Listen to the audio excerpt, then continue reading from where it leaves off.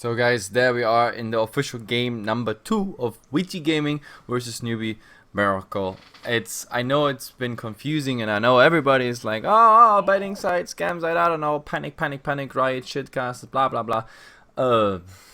We can't do anything against this. As I said, another explanation for those who might listen to the actual audio of this stream. The first game was cancelled. The second game was actually counted as the first of the series, so this is game number 3, but officially game number 2. So the last 2 games count as the 2-game series, aka this is now the last game of the series, and that is pretty much what counts, like in the tournament. I don't know how your betting site is gonna do that. That's something you have to like clarify with the betting site. I made sure that like all the admins know, because we said it in the group chat, and I made clear that the Chinese also explained why this is all happening. And that all being said, guys, let's focus on the real thing here, the Dota part. Yeah, let's get into the draft. We're going to see Leshrac, Gyrocopter, Tusk, and Undying banned out. First pick, Clockwork by VG Gaming Potential, and then Newbee Miracle will spawn with Spirit Breaker, Bounty Hunter, and Shadow Fiend will be the last pick in the first picking stage. A really aggressive duo coming out from Newbee Miracle to set up kills around the map, and a pretty scary one to go out as well. It's something that you don't want to be playing against when you're behind in the game, whenever you're constantly have to be afraid of the bounty hunter roaming on you or a spirit breaker charging. It can get under your skin very easily. Yeah. So Undying, Tusk, Leshrac, the standard ones are coming out already, and they decided Clockwork, Shadow Fiend, Spirit Breaker, Bounty Hunter. So Newbee, they go for the we roam and make sure we have all our roamers at the disposal, while VG Gaming, they're like, okay, we want to have our very nice offline plus our fat core. And now I think VG Gaming is like, okay guys, we just banned the potential cores we don't want to have against us, and that is Viper as well as Lina. And on the other side, they do exactly the reverse thing. They're like, okay, you got your offlaner, which means you have to pick 2 supports and a second core. And yes, they're gonna pick, or ban rather, the Earthshaker. That's of course good. The Earthshaker did quite a good job last game. I mean, not as shining as other Earthshakers, but he did the required job. Nice fishes from time to time. Also Echo Slams in those big fights gave the Leshrac especially like all the force he had holding targets in place. The Dazzle, also understandable not to have this against you. Yeah, both of those heroes would have been really good to keep the Shadow Fiend alive in mid against the Queen of Pain. It's going to be a fairly difficult matchup for the SF unless they have some of the supports that could, in theory, help out. And honestly, there aren't very many that are left inside the pool that are a top-tier pick, so to speak. Yep. Queen of Pain, we saw her multiple times today. Last game, well, she did not really have the impact. I mean, at the end of the game, if you remember, even the Sonic Wave, it just felt like a big joke. It was mostly just, yes, let's clear out some creeps here and there. It really didn't have much impact. I mean, yes, it all sums up, but the right clicks in the end, they mattered. Except for the Leshrac, pretty much it comes late game all down to the right clicks. Water Decay was in tankiness and right clicks way better than the Queen of Pain. Sometimes we see Queen of Pains actually making the transition into something that is, right click mention worthy, but this Queen of Pain just didn't do it. We'll see Treant Protector for VG Gaming, although it's not going to directly help the Shadow Fiend by coming into his lane, or at least I wouldn't expect it to. Treant Protector is going to be that like half a hero inside the mid lane, offering the living armor support towards the SF. Could be pretty important. For Newbee Miracle, the Rubik on their side, there aren't the greatest spells to steal at the moment, but it's just a place stun, and in that sense, should be pretty good. Yep, the Rubik, well secured, so you don't get it against the Bounty Hunter. I can understand. What tips me a bit off is, like, of course now the Treant Protector. That's very interesting, actually. Like, Treant Protector, I can't remember when I saw him the last time. I think we had, I don't know, one at the ESCC, but I don't know if I cast it with you or someone else. But I think we had like one Treant Protector. That's pretty much it. Yeah, I haven't seen Treant Protector for a long time, much less in the Chinese scene. He crops up every once in a while in a draft, but not very frequently. I think this is just to help out the Shadow Fiend in the mid lane for the most part. Yeah. I mean, Treant Protector against a team that doesn't have the best push, because look at Newbee Miracle. Like, that's really not the best pushing team you can get. Might be actually quite yeah, having a nice potential because the towers might be protected. It helps in the laning, etc. If this goes later, then Train Protect is pretty much free wards all over the place with Aghanim Scepter if he's going for it. And we also see something we have not seen, I think, in the Douyu Cup whatsoever. In ESCC we had sometimes the Skyrive Mage, but yeah, Skyrive Mage and Train Protector, VG Gaming coming up with new heroes. That's very interesting. Yeah, definitely. The Skyrive Mage and Train Protector are heroes that used to be seen a lot, but have fallen out of favor quite heavily. It's going to be a PL ban from Newbee Miracle. Would have been an annoying hero for them to deal with. They're wave clear at the moment, as their tower damage is pretty lacking. Let's see. I have no idea if that made any sense, but regardless, at the moment, Newbie Miracle's lineup is very much centric on getting pickoffs if they want to keep on fighting inside this game. It's going to be a Storm Spirit, and that continues on that same path. They're just going to have to rely on consistently snagging VG Gaming as they're out pushing and out farming. Yep. And Storm Spirit is now... I mean, we had that once already today, like Queen of Pain, Storm Spirit combination with a double Orchid, and it was horrible. It was horrible for the enemy team because it really worked out. Targets like the Shadow Fiend earlier in the game, Skyrive Mage, even the Bloodseeker are actually nicely to snag away with Queen of Pain and Storm Spirit, and all of that comes, of course, with tracks, with the Spirit Breaker and another Strike. Okay, Fateball by the Rubik and whatever he steals. So I think their goal is to really just jump on a target, get something down, and then yeah, proceed into the fight. What would of course be the horrible outcome for Newbee is that like the initiation is not on their side. They get initiated by the Clockwork, for example, on a on a Spirit Breaker or on a Bounty Hunter. That's really bad. That's why we're probably gonna see at least one 4-staff on Newbee, and also the Shadow Fiend. If it goes too late, that Shadow Fiend is gonna be like a tankiness beacon, just standing there and dishing out a lot of damage. So that's kind of what I'm afraid of. So Kale, no, we have something new. Bugley. Okay, what's Bugley? I assume it's just a bug. I have no idea, but just quickly, let's go ahead and run over our team's lineups. On the Dire side, it's going to be VG Game Potential with James handling the Skyrive Mage, XLL and the Bloodseeker, Dogfights on the Tree, Lin on the Shadow Fiend, and Yang on the Clockwork. Yep, and then looking on the Radiant side here, we have Origami playing the Rubik, we have 621 on the Bounty Hunter, G on that Storm Spirit, Queen of Pain being picked by Christina, and... wait, don't say it. With Spirit Breaker, and that is gonna be played by Cheng. Yeah.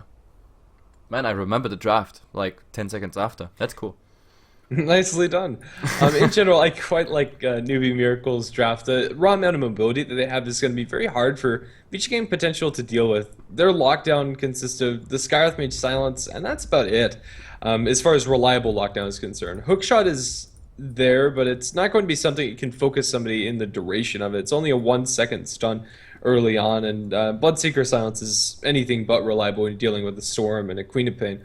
So I think in general, just Newbie should be able to outmaneuver VG Gaming Potential as heroes. The Bloodseeker should probably just be constantly kited. It's going to be difficult for them to pull this one through, although their lanes do look fairly solid. Yep, so everybody's like back, no, but everybody also says G, and therefore we just go into the GG game. It's game number 2 here in the 2-game series, guys. Newbee took the first one. VG Gaming is the one now to either tie this up or go for the 2-0 for Newbee. That of course would be bad in that case for them. Well, let's see as both of these teams go out to their lanes. The early bounty rune contention probably isn't actually going to be a fight for either side. I'd expect it's just to be our normal trade where Dire gets one and Radiant gets the other, although each game Potential are going for a wraparound. This is very, very interesting. There's no boots first on the Tree and Protector, and their level 1 fight is, in all honesty, pretty bad. Level 1 Bloodseeker is okay, but without the boots, level 1 Tree isn't that much of a threat either. It'd just be kited around. The Spirit Breaker is going to run out to try and place his ward, but he'll be stopped. The Bloodseeker and Tree and Protector are going to have none of that. Yeah, actually that's a nice positioning here, just saying hello to him, and then, yeah, there are the 3 punches. 3 punches, they really, really hurt, god damn it. He has 87 base damage. Actually, no, that's not true. He has 85 base damage, but 2 branches, so, yeah, you don't want to get punched by a tree. That hurts, as usual. Up in the top Marine spot, looks like they'll secure that for Christina, or at least Newbee Miracle will. Will be the Shadow Fiend to get the bounty rune in bottom. So even though there were a couple of interesting posturing moves from either side, the end tally is just going to be the 1-for-1 bounty trade that we see pretty much at the start of every single one of these Chinese games. Definitely. So Clockwork in the offline, that's definitely a nice line for him, at least till the Storm Spirit gets a decent level. I don't think there's much happening. I mean, the Rubik could do something, lifting him on the other side. What I like also, of course, in the mid is now the Queen of Pain getting some nice harass damage here on the Scarab Mage, but they all rotate in. They know he's very, very fishy there. He's slowed, and look at it. This might be our first, but it is actually our first blood. So it started as a harass attempt, but goes into just a first blood fed by VG Gaming Polar potential. Yeah, Scarith Mage, just a squishy hero level 1 with 0 armor. Those right clicks do the face value damage, and that's very, very scary. The Shadow Fiend might have had an opening to go for a deny on the Scarith Mage, and that could have been pretty cute to say the least, but even so, this mid lane extra advantage for the Queen of Pain is going to help out so much. Normally this lane is fairly even if the Shadow Fiend has a little bit of intervention from the supports, but Scarlet Mage is actually going to come right back into this lane. Yeah, but this time he has to stack a bit back, like just get in range for the Arcane Bolt, like just keep pushing it on the Queen of Pain, so she has to be forced into the stealth, and from there on it's of course good news, and then you just try to get of course the control over the runes and everything. That's how you usually do it. Of course the first time he was just a tiny bit too aggressive. He should have probably checked where the rest of them are, because the Rubik didn't show till that point, and also the Bounty Hunter was not anywhere seen. So that's yeah, that's I think where the Scarab Mage completely underestimated how fast they can actually bring him down. Spirit Breaker going to bump into the Tree and Protector. Even though the Spirit Breaker has a little bit of a damage disadvantage, he has just as much HP at level 1 and a little bit more armor, so he can very comfortably trade blows, especially if a couple of bashes are thrown in. Mid lane again, the Shadow Fiend is incredibly low, and the Bounty Hunter is close by, and they do have a sentry on the ground. This could get very interesting very quickly. One Janata hit onto the Scarlet Mage will slow him down, but nothing further will be committed. Yep, in the bottom lane, well, the Clockwork is doing well, but he ate already through like a lot of his regeneration. Is he going for an offline bottle as well? We sometimes see that here in the Chinese teams that they run dual bottle. That is of course the question at the moment. Well, he used his last tango, and the Storm is actually doing quite a good job, like always, the overload on the Clockwork for max harass damage. Yeah, Clockwork's still sitting on Salve, and Clarity should be able to sustain through that, but yeah, this early game, although there was that first blood onto the Scarlet Mage, has been fairly passive. It's mostly been dual lane mid, but that passivity is going to be broken as Spirit Breaker charging mid. Cheng, let's see if they can pull this kill off. The Shadow Fiend has a good amount of HP, but not a lot of mana to speak of. Blink it with the Queen of Pain. They'll slow down Ling, looking for the 17% bash, but even without it, things could still go their way. One raise will connect on the Spirit Breaker, but with the aggro toggled, Spirit Breaker will survive a little bit longer. Salving up the concussive shot as well as the Arcane Bolt will fly through, but Cheng will TP or charge away down towards the bottom lane. The Arcane Bolt will continue chasing him, and he's going to be bounced back by those cogs. Shane will die to the Arcane Bolt. Wow, I actually thought he's gonna cancel, but he does not cancel, so he's just bouncing against the cogs, and the Arcane Bolt still followed him. But, well, they found the Clockwork now, actually, of course, on cooldown with these cogs, but the Storm doesn't have Vortex, obviously, on that low level, and that's just not enough damage. Also, my question was answered. He went for a bottle, and, well, there we go. Bottle on the Clockwork. That means he wants to park also his butt in the river for the rune, which he's doing right now. Only accident happened here that he pulled half of the cube wave with him. It's not going to end up hurting him that much. There's a double damage rune on Yang now. Without hookshot, getting kills is going to be difficult, but yeah, I like bottle in general on offlaners, especially like Clockwork that are so reliant on mana sustain. It keeps you out on the map longer. Without the bottle, Clockwork goes for a gank and then has to go back to base every time that he makes an attempt. Mid lane still a pretty aggressive slot for both sides. The Bounty Hunter Scarlet Mage have pretty much made this a straight up dual lane versus dual lane. Absolutely. So, well, the Spirit Breaker, despite that death, is still doing okay. I mean, for 4 minutes offline, getting level 4, a level per minute, that's not a good shutdown of the lane by, for example, Dream Protector. Like, the pulls are not coming through. This one is also, he's just way too late, but, well, there's the Bounty Hunter. He was already turning around, some right clicks coming in, but it was already at the end of the ward, so that's not actually happening. Yeah, we're just kind of in a waiting game as both of these offlaners kind of rely on their level 6 before they can go for something aggressive. But speaking of level 6, Yang finds himself hookshot. Killing off the Storm Spirit is a possibility now. That Storm Spirit has very little mana and no access to Ball Lightning. So if Yang could isolate him, that could get very interesting. With level 3 Battery Assault, I think he has enough damage. Yep, that's... I mean, he got that level advantage simply for the fact that, like, the Rubik was sitting in the lane, as well as the Spirit Breaker, just... yeah, coming by and saying like, hey man, I got some nice XP for you, right here, just die under your tower, no problem whatsoever. And what's the Clockwork doing? Like, is he really baiting it out? There's also a bottle on the other side, and now he's actually going for it. He really wants to know it. And well, there are the stick charges. Who's actually winning this one? The right click at the moment won by the Clockwork. He has stick charges, he's trying to, but the random damage would be too much. The Rubik also coming in.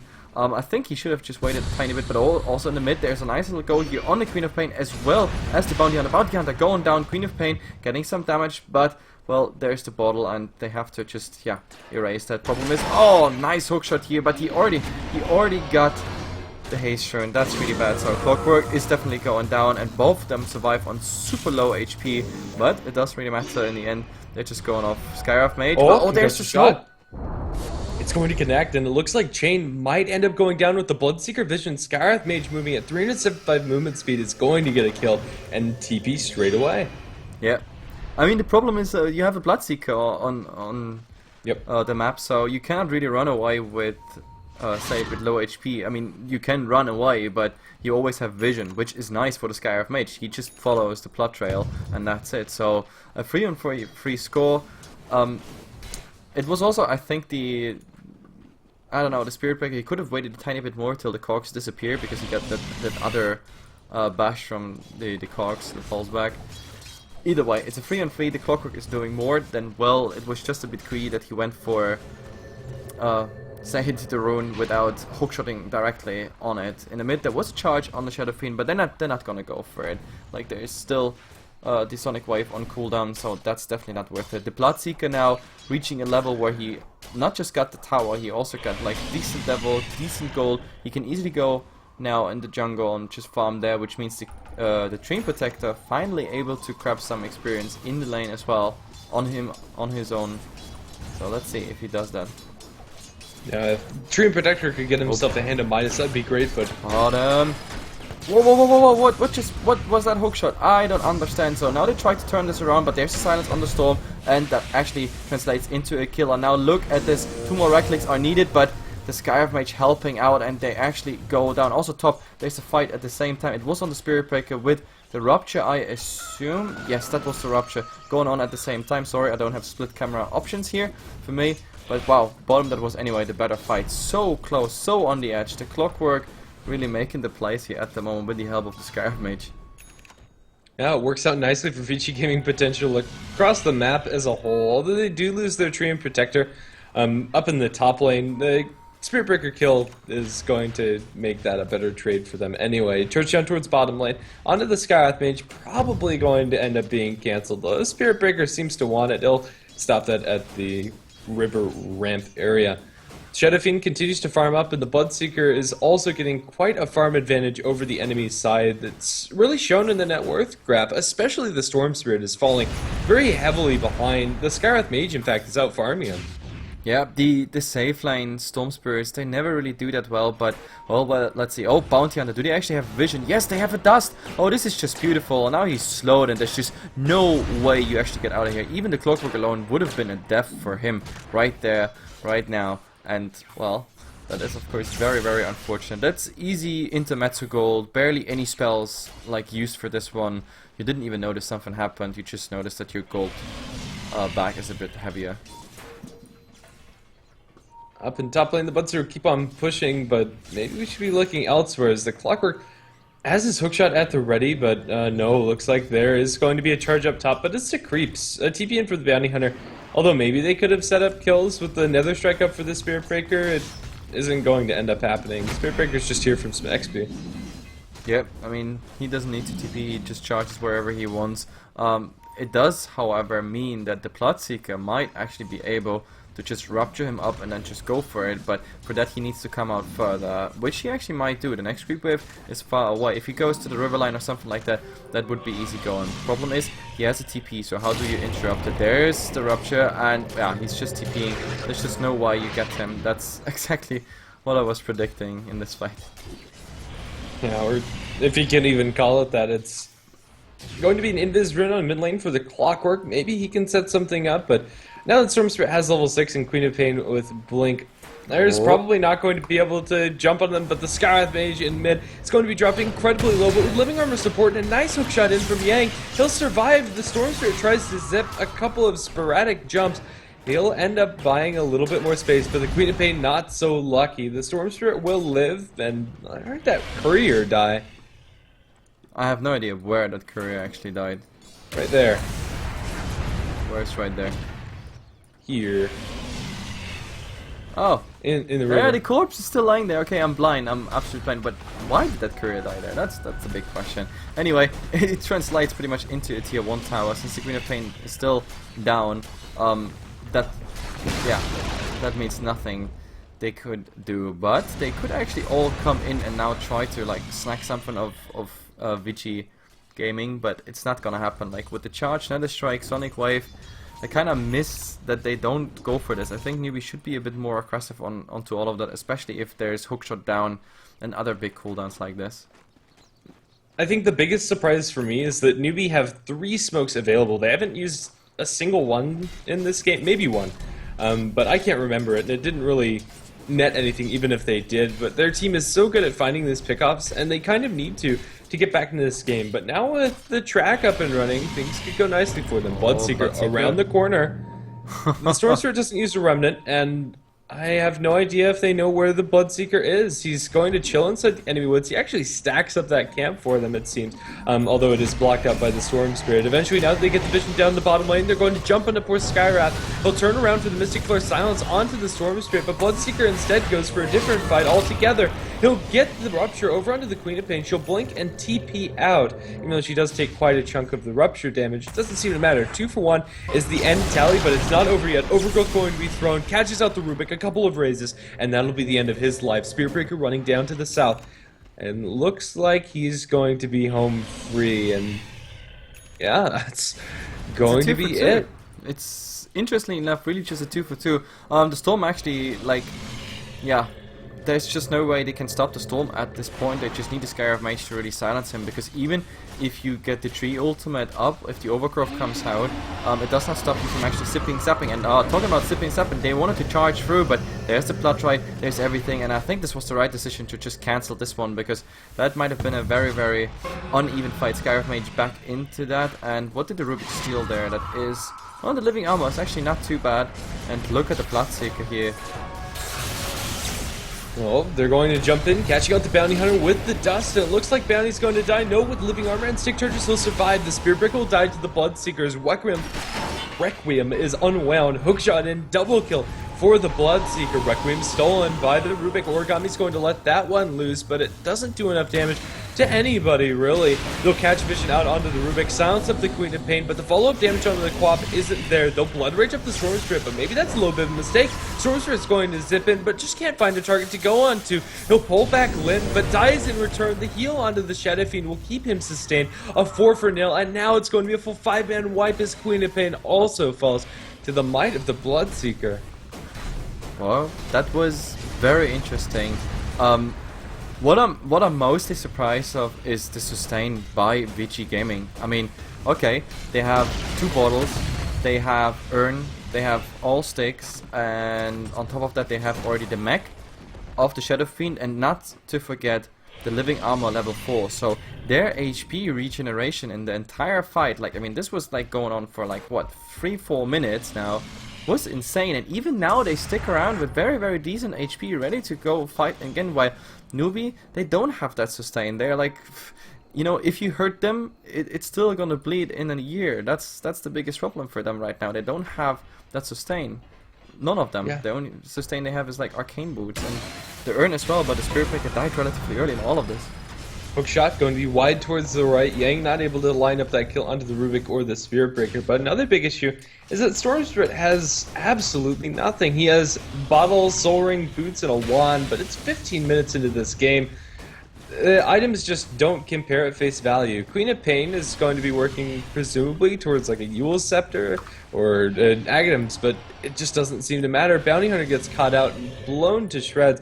They don't really have to commit anything for that. Now VG Potential will continue to push onto the tier 2 tower in bottom lane with a double damage in the bottle of the Shadow Fiend. Top lane, they're going for a solo kill. The Skywrath Mage, can he actually kill off this Queen of Pain? She'll try to TP out and won't succeed.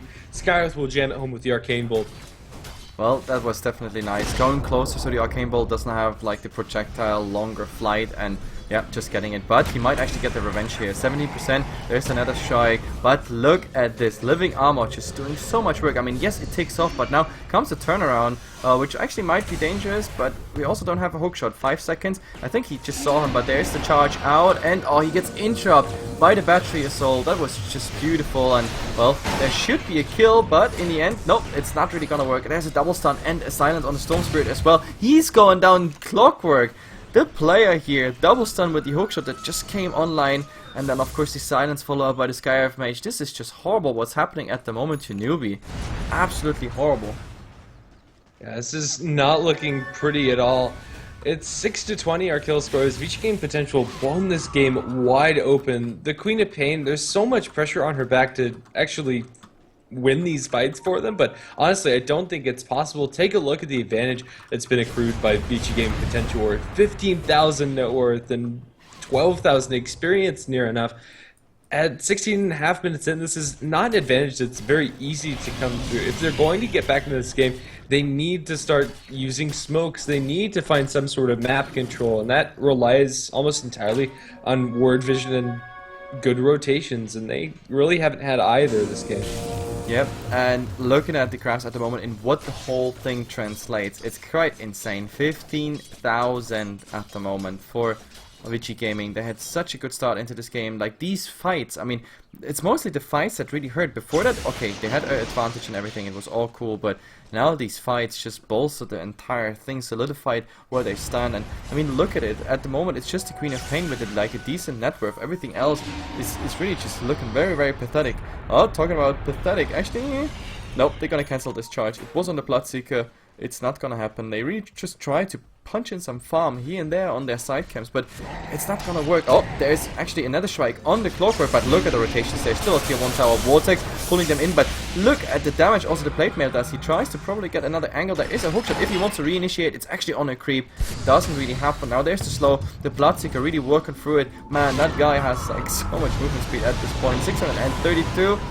Oh, Jesus. They're not gonna find a kill. They really need to TP out. This one doesn't really work. Maybe there's even something more happening. No, Queen of Pain is on decent HP, so I'm surprised only the Rubik really died here. I expected a lot more. A big turnaround.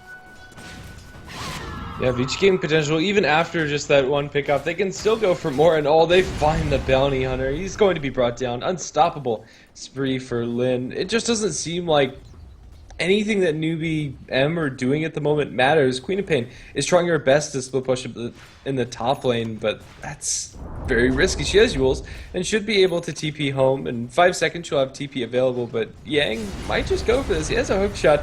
They'll need a TP in from the Skywrath Mage, I want to say, or at least rotation in from the Skywrath Mage if they want this kill, but blink out by the Queen of Pain. Is he going to go for the hook? They catch vision, and he's going to smack her in the face with that hook shot. Battery Assault still ticking. She's going to die before she can even eat through the cogs. I told you, that clockwork is really from, I don't know, from a very good performance coming down here to Earth and showing us how to play Dota. Okay, it's not that godly, but he really had just an amazing start in his offlane. I mean, he got fed there a random, he got fed a random, where's the name? Spirit Breaker. Now, my brain was just shutting off right now. Yeah, that Spirit Breaker really just gave him the edge over the Storm Spirit. Like suddenly he was a level ahead over the Storm Spirit who was in the safe lane, and they never got really anything down with the Rubik Storm Spirit combination, and therefore from there on he just started to spiral out of control. There's an Aegis now on this Bloodseeker, as if they needed any more of an advantage. I think Newbee need to just find some pickoffs. The smoke on the Rubik is probably their best hope. Clockwork right now is pushing out top lane. Since VG Gaming Potential have such an advantage, they will feel comfortable to be pushing out and farming alone, but an Invis rune on the Skywrath mage. He has good vision, placed out by that Observer Ward, so he knows exactly who's behind this tower. If he brings in the Shadow Fiend, this could go very well for their team. Eul Scepters seem to be the order of business for VG Gaming Potential. We're currently sitting on one for the Clockwork and on the Shadow Fiend. Blink forward, and Queen of Pain is in a lot of trouble. Whether she knows it or not is another story. It looks like she doesn't. Battery Assault going to be there. Where's the silence from the Skywrath mage? I honestly have no idea, but the hook shot in, going to catch them out. Christina will drop the Requiem. Eul Scepter on the Queen of Pain will buy her a little bit more time, but is it enough? She'll get the Scream, but they still have Vigil with the Bloodseeker. Christina trying to end up running away, and she's going to succeed. Are you kidding me? The Flare is going to hit. 50 seconds on a TP, and the Flare actually interrupted the bottle, and now she's just trying to like somehow get denied by the creeps. No, it's not gonna happen. The Flare is just gonna take her down. Shadow Fiend up towards top is getting stalked by the Bounty Hunter. He wants to go for this one, but going for the Shadow Fiend is so very difficult. His effective HP is through the roof, with the Euls to boot. The Shadow Fiend is not going to be charged by the Spirit Breaker. He'll end up canceling that one out, even with the Nether Strike. There's not really much hope. Shadowblade by the Bloodseeker going to walk right by the Bounty Hunter too. They'll get the initiation onto the Bloodseeker, or maybe vice versa. Blink forward. He's going to one-shot, two-shot into the Bounty Hunter with one raise from Lynn to secure the deal.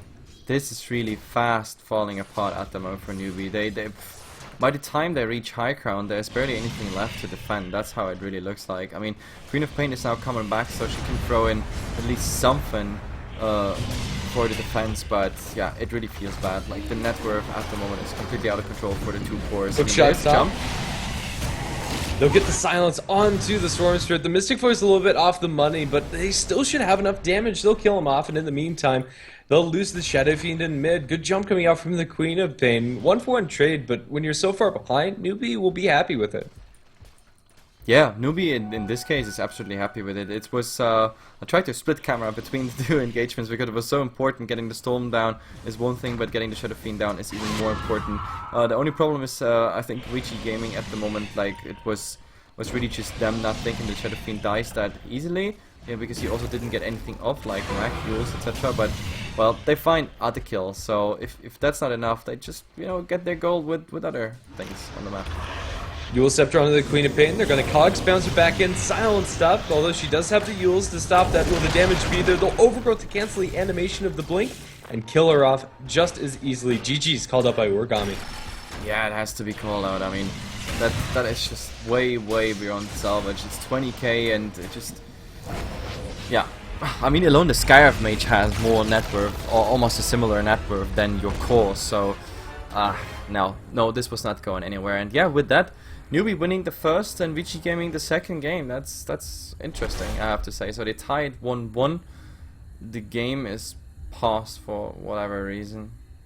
Thanks for that. I have no idea who did that. Anyway, boys, that means we are done for this series, but the next one is coming up. As I said, we have 4 series per day in this tournament. If I'm not mistaken, it's Tong Fu versus... No, I'm on the wrong day. It's Dream Gaming versus Newbee Young. So that's what's coming up next. So some ads, some music, and the rest we chat. See ya, guys. See you there.